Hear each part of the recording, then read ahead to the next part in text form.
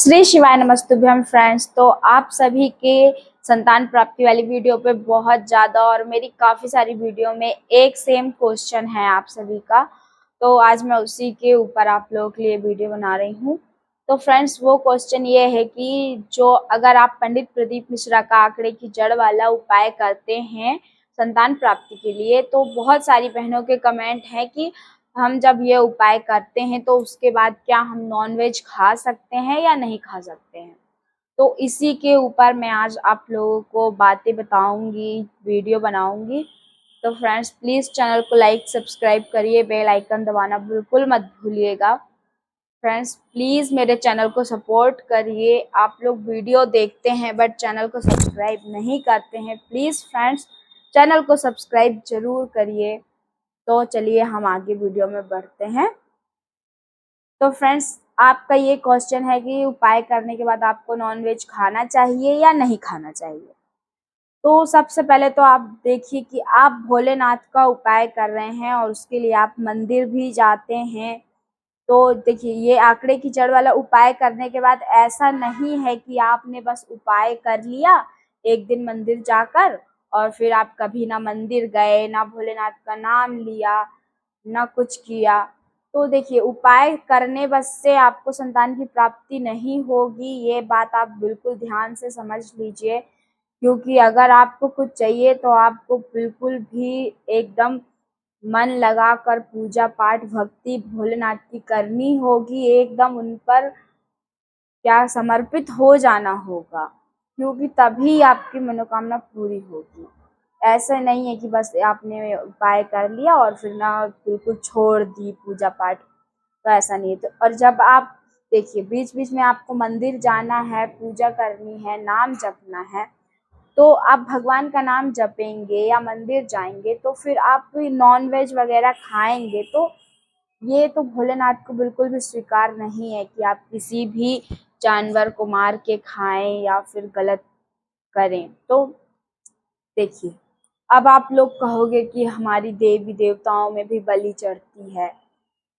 तो देखिए पंडित प्रदीप मिश्रा खुद भी अपनी कथाओं में उनने कई बार कहा है कि आप लोग नॉनवेज खाना छोड़ दीजिए, शुद्ध शाकाहारी बनिए, क्योंकि अगर हम किसी के साथ गलत कर रहे हैं तो आगे जाके हमको उसका भोग जरूर भोगना पड़ेगा।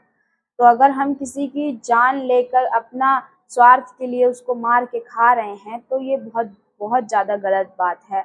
इसका कहीं ना कहीं हमको फल ज़रूर मिलेगा बट वो हमें समझ में नहीं आएगा।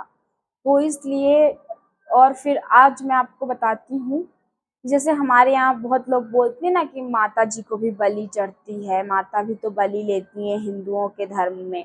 तो पता नहीं लेती हैं या नहीं लेती हैं, ये तो मैं नहीं जानती हूँ। और जो लोग भी माता को भी बलि चढ़ाते हैं तो ये भी बहुत गलत बात है, नहीं चढ़ानी चाहिए।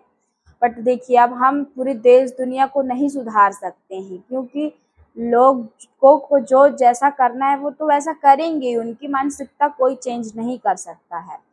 लेकिन अगर आप लोग जब पूछ रहे हैं तो इसलिए मैं आप लोगों को बता रही हूँ। तो आज मैं आपको एक स्टोरी बताती हूँ, तो उसमें आप देखिएगा माता रानी क्या चाहती हैं, बलि चाहती हैं या नहीं चाहती हैं। तो आप लोगों ने, बहुत से लोगों ने माता छिन्नमस्ता का सुना होगा, उनके बारे में, माता छिन्नमस्ता के बारे में। अगर आपने नहीं सुना होगा तो आप एक बार सर्च करके देखिएगा कहीं पर भी कि माता छिन्नमस्ता क्या है और क्या स्टोरी है उनकी। तो उसमें, उस स्टोरी में आपको साफ साफ माता ने बलि नहीं लेना चाहती हैं। तो क्या हुआ था, जब माता रानी घूमने निकली थी तो उनके साथ उनकी सेविकाएं भी निकली थी घूमने। बट माता के घूमते घूमते उनकी सेविकाओं को बहुत तेज भूख लग गई और वो रक्त पीना चाहती थी जानवरों का। तो फिर उनकी दासियां ना एक दो जानवरों का खून निकाल कर पीने लगी, जिसको देखकर माता के अंदर इतना ज़्यादा बुरा लगा, माता को क्रोध हो गया। तो उनने अपनी सेविकाओं को कहा कि तुम किसी भी जानवर को इस तरीके से मार कर उसका रक्त नहीं पियोगी। तो फिर सेविकाओं ने माता से कहा कि ठीक है, हम अगर इनका रक्त नहीं पिएंगे तो हमारी भूख कैसे शांत होगी, हमें बहुत तेज भूख लगी है। तो आप तो जानते ही हैं माता काली कि और उनकी सेविकाएं, उनको तो भूख लगेगी। तो उसके लिए माता ने उन जानवरों को छोड़ने के लिए उनको कहा था और स्वयं खुद की गर्दन माता ने काट कर अपनी सेविकाओं को अपने खुद के रक्त से उनकी प्यास बुझाई थी, उनकी भूख को शांत किया था। तो देखिए, जब माता स्वयं जानवरों को इस तरीके से मार कर खाते हुए, उनका खून पीते हुए नहीं देख सकी, इसलिए माता ने ये सब कुछ अपने रक्त से अपनी सेविकाओं का पेट भरा। तो आप कैसे कह सकते हो कि माता रानी बलि चाहती है? अगर माता रानी बलि चाहती होती तो माता रानी अपनी सेविकाओं को खुद के रक्त से क्यों उनकी भूख शांत करती, खाने देती उनको। तो इसलिए ये बहुत गलत बात है कि आप अपने स्वार्थ के लिए देवी देवताओं को ये बोलो कि वो भी तो ऐसा करते हैं। तो भाई ऐसे में तो भोलेनाथ ने तो स्वयं जहर पिया था, तो क्या आप भी जहर पी सकते हो? नहीं पी सकते ना। तो वही बात है कि आप किसी भी जानवर को मार कर खा रहे हैं, किसी की हत्या कर रहे हैं, तो उसका फल आपको कहीं ना कहीं अपनी ज़िंदगी में भोगना ही पड़ेगा। इसलिए मैं आप सभी से कहूँगी कि अगर आप आंकड़े की जड़ वाला उपाय कर रहे हैं तो प्लीज़ आप ये सब कुछ छोड़ना पड़ेगा आपको। आप लहसुन प्याज वगैरह खा सकते हो, बट किसी की जानवर की आपको मांस, अंडा ये सब बिल्कुल भी नहीं खाना है। मैं खुद अंडा खाती थी, मैं क्यों झूठ बोलूँ। मैं खुद अंडा खाती थी बट मैं नॉनवेज नहीं खाती थी।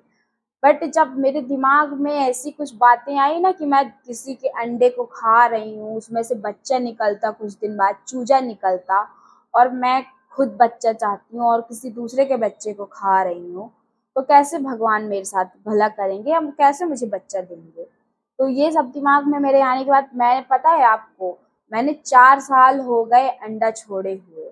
मैं अब लाइफ टाइम कभी भी इसको नहीं खाऊंगी। जो गलती मुझसे हो गई तो हो गई, लेकिन इतनी बड़ी महाशिव महापुराण सुनने के बाद, सीहोर जाने के बाद, मैं कभी ऐसी गलती नहीं करूंगी जिसका मुझको फिर बाद में पछतावा हो।